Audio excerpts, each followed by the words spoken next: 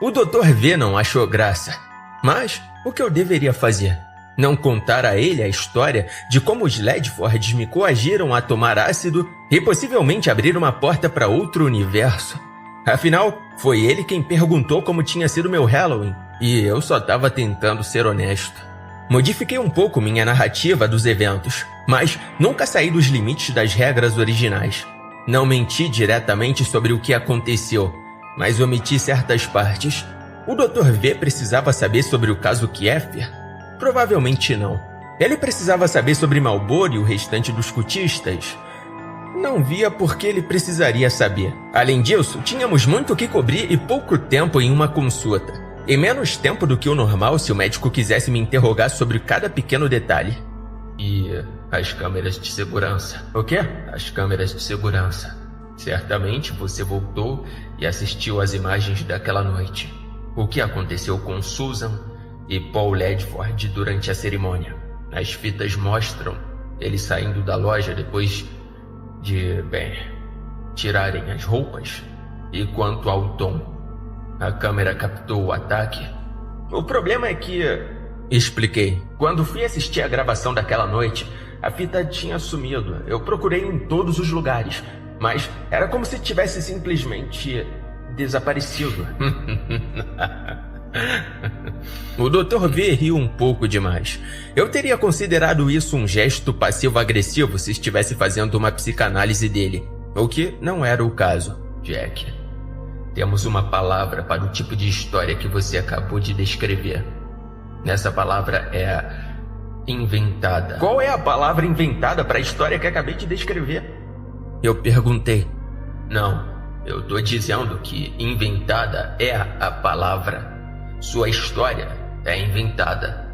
Ela força a credibilidade. Coloque-se no meu lugar. Se alguém lhe contasse o que você me contou e, em seguida, você descobrisse que não havia absolutamente nenhuma prova ou evidência de que isso realmente aconteceu, o que seus instintos lhe diriam? Você acreditaria em si mesmo? Uau, ele realmente não estava medindo as palavras. Eu não disse que não havia nenhuma evidência. Os Ledfords ainda estão... Talvez eles tenham decidido desaparecer por um tempo. Novos pais em uma comunidade relativamente nova. Uma cidade provinciana e hostil. Um trabalho de alta pressão. As pessoas têm um ponto de ruptura. E já vi planos muito mais elaborados de quem quer fingir a própria morte e desaparecer por um tempo. O estresse é uma droga terrível. E o fato de haver marcas horizontais de garras na altura dos olhos em todas as árvores ao redor da lixeira. Podem ser ursos. Vocês têm um problema com guaxinins, não tem? Olha só, isso não é arranhões de guaxinim. Tem certeza disso? Ah, com certeza. A menos que o Rocco tenha uma faca de açougueiro que eu não conheça. O que admito ser uma possibilidade totalmente válida. O Dr. V olhou para mim por cima dos óculos e perguntou: você deu nome aos guaxinins? Acho que você não tá entendendo. Acha mesmo? Porque isso soou como uma evasiva para mim. Foi você que mencionou marcas de garras. O que isso deveria provar? O homem com a capa de chuva azul? Estávamos falando sobre sua viagem alucinógena e a ilha dos hipopótamos cor-de-rosa. Eu tô dizendo que sua mente é propensa a surtos de fantasia. Eu sei disso. Ele estava ficando bastante irritado com toda essa situação, o que não era típico dele. Normalmente ele ouviria a minha história, faria um comentário sarcástico e deixaria pra lá. Mas algo estava diferente dessa vez, e eu não pude deixar de me perguntar o que havia mudado. Era ele ou eu? Não é assim que eu sempre fui? Eu saberia se começasse a agir de maneira diferente. Preciso que você reconheça que o homem de capa de chuva, exatamente como você o descreveu em detalhes vívidos, é uma ilusão clássica. Você precisa saber disso. A parte do seu cérebro que dita a lógica e o pensamento crítico ainda está operacional. E é por isso que você consegue trabalhar, dirigir e cuidar de si mesmo. Quando você chegar ao ponto em que não consegue mais distinguir entre realidade e fantasia, esse será o horizonte de eventos da sua doença. Será quando não poderemos mais ter reuniões como essa e quando precisaremos mudar toda a direção do seu tratamento. O que você quer que eu diga? Tá tentando me assustar para que eu minta e diga que não vejo as coisas que eu tô vendo? Eu reconheço perfeitamente que as coisas que estão acontecendo comigo são loucura, mas foi isso que eu vi. É disso que eu me lembro. E o tom? Sua pergunta soou quase acusatória, como se essa sessão estivesse se transformando mais em um interrogatório do que em nossa conversa amigável normal. O que tem ele? Ele pode confirmar sua história? Na verdade, eu liguei para ele no dia seguinte para saber como ele estava. E se você me deixasse terminar, eu estava chegando nessa parte. Ele tá bem. Ele não se lembra de nada disso. Diz que nem chegou a ir ao posto de gasolina naquela noite porque ficou preso tentando tirar uma criança de uma chaminé. O Halloween torna as pessoas estúpidas, eu acho. Entende? Não, eu não entendo. O quê? Acho que as drogas me fizeram imaginar tudo isso, então. O médico recostou-se na cadeira e sorriu como se a minha resposta o tivesse de alguma forma justificado. Eu estava irritado e não sabia bem por quê.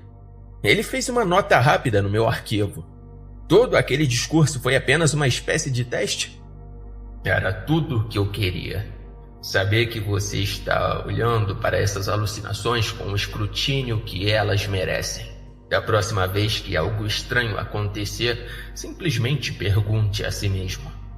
Se eu lesse isso em um livro, acharia que o autor estava inventando? Se a resposta for sim, considere a possibilidade de que tudo isso está na sua cabeça. Nossa relação sempre foi incomum, mas eu podia sentir que, quanto mais nos aproximávamos do grande dia, menos o Dr. V se importava em agir de forma amigável. Eu só gostaria que ele tivesse feito isso antes. Não sei por que ele demorou tanto. Afinal, não era como se eu tivesse muita escolha no assunto. Essas reuniões não foram ideia minha. Elas faziam parte do pacote de tratamento e, quando me inscrevi, meses atrás, deixaram claro que era uma oferta do tipo tudo ou nada.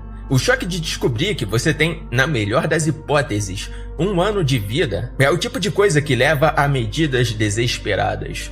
Mas tive a sorte de ter um caso interessante, pelo menos. Ganhei na loteria das anomalias genéticas e, por acaso, havia uma equipe de pesquisa médica disposta a negociar um plano de tratamento completo gratuitamente se eu aceitasse alguns dos termos deles. Minhas contas médicas teriam sido suficientes para me levar à falência 1 milhão de vezes se eu não tivesse concordado em deixar que transformassem minha vida em um estudo de caso. Além disso, tive que assinar um formulário concedendo-lhes permissão para dissecar meu cérebro assim que eu parasse de usá-lo. O Dr. Vice Domini ficou muito feliz em se voluntariar em troca da primeira chance de examinar minha mente. E tenho certeza de que poderia fazer sua cabeça explodir se algum dia dissesse a ele que sabia que ele estava me espionando secretamente. Uau, Jack, isso realmente parece loucura. Ele provavelmente diria. E claro, ele estaria certo, mas depois de todas essas consultas, percebi seu padrão. 15 minutos de atraso em cada consulta. Quase acerta até os segundos. Só me resta supor que a regularidade religiosa dos atrasos do médico deve ter algo a ver com a sofisticada câmera escondida embutida na parte inferior da segunda moldura da esquerda. Eu a vi na minha 4ª consulta, enquanto andava pela sala esperando pelo médico. No começo, não sabia o que pensar, mas acabei descobrindo. Tudo isso fazia parte da sua psicanálise completa de mim. É genial, na verdade. Enquanto o paciente fica sentado, esperando a consulta começar, o médico o observa secretamente. O paciente exibe algum sinal revelador de transtorno mental quando pensa que está sozinho? Ele fala sozinho? Tenta roubar coisas? Injeta drogas nos olhos? Esfrega o escroto na mesa? Come cola? Sem que o paciente saiba, a sessão já começou. Mais uma vez, não pude me ofender. O médico estava apenas fazendo seu trabalho. Seu trabalho assustador e voyeurístico. Antes de começarmos, devo perguntar como está se sentindo. Dei de ombros. Eu me sinto bem. Você tem algum pensamento sobre o qual gostaria de falar? Como o quê? Bem, não há motivo para ficarmos com rodeios. Você já teve pensamentos suicidas? Essa foi a primeira vez em que o Dr. V usou a palavra com S abertamente. Nós conversávamos sobre isso em todas as consultas, mas ele geralmente era meio discreto do que isso. Respondi de forma direta e honesta. Não. Quero que você saiba, disse ele delicadamente, que não há nada de errado com esses pensamentos. Eu não sou especialista, mas eu discordo. Não, eu só tô dizendo que é perfeitamente natural para alguém na sua situação considerar a opção de partir por conta própria, enquanto ainda tem as suas faculdades mentais intactas. Merda. Eu não acho que... Eu só tô dizendo que ninguém iria julgar você. Espera. O quê? Mas, se quiser seguir esse caminho, precisa lembrar o quanto ainda pode fazer de bom depois de partir. Mas tudo depende de mantermos esse cérebro intacto. Existem duas maneiras diferentes de controlar sua morte. Algumas das mais pacíficas não prejudicam a integridade física do seu cérebro. Quero que você esteja ciente disso. Se você morrer e seu cérebro for destruído ou comprometido de alguma forma, bem, isso seria uma tragédia dupla. Olhei ao redor da sala, realmente sem saber por quê. Você tá falando sério, porra? Ele ignorou minha pergunta. Acho que podemos continuar agora. Você sabe como funciona. 5 palavras. Você tá pronto? Eu não tinha certeza se queria continuar ou se queria voltar e abordar o que acabara de ser dito. No final, optei pela primeira opção. Claro, eu tô pronto. Veia, agulha, cinza, canela, corte, chuva. Repeti para mim mesmo. Então, percebi algo. São 6 palavras. Você falou 6 palavras. O quê? Você me deu 6 palavras. O médico olhou para a folha onde estava fazendo anotações. Depois voltou a olhar para mim e disse: veia, agulha, cinza, canela, chuva. São 5 palavras. Erro meu. Eu pensei ter ouvido o corte.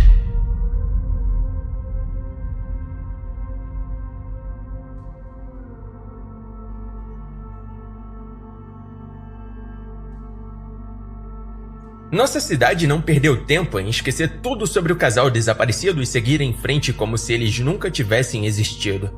Ouvi dizer que os policiais estavam se revezando para alimentar e cuidar dos órfãos Ledford, até que alguém conseguisse localizar um membro da família para vir buscá-los. No que dizia respeito à minha vida, a única coisa diferente agora era mais um pedaço de papel no boletim de pessoas desaparecidas. Apenas 2 dias se passaram desde o incidente de Halloween, mas a memória já havia encontrado seu lugar naquele canto profundo da minha mente, guardada com o resto das histórias que tento esquecer. A loja foi reabastecida. O número de gnomos de jardim caíram para cerca de 30. 2 forasteiros levaram alguns com eles depois de parar para pedir informações, e eu não tinha visto o homem de capa de chuva azul desde aquela noite perto da lixeira. Voltei do hospital com todas as janelas abertas. Era uma tarde fria de novembro, mas ignorei o frio do ar úmido batendo no meu rosto até minha pele ficar completamente dormente. Valeu a pena. O ar fora da cidade cheirava fresco e limpo. Os odores do posto de gasolina sem dúvida se infiltraram em cada fibra da roupa, cada fio de cabelo e cada centímetro da pele. Estava em mim e dentro de mim, e nenhuma quantidade de banho ou esfregação iria limpá-lo. Na minha cidade de merda, não há nada com que se preocupar. Na minha cidade de merda, todos nós cheiramos assim. Mas quando vou embora, eu me lembro que esse cheiro não é normal e tento aproveitar a sua ausência o máximo possível. Por isso, mantenho as janelas abertas até estar a alguns quilômetros do posto de gasolina. Depois, eu as fecho.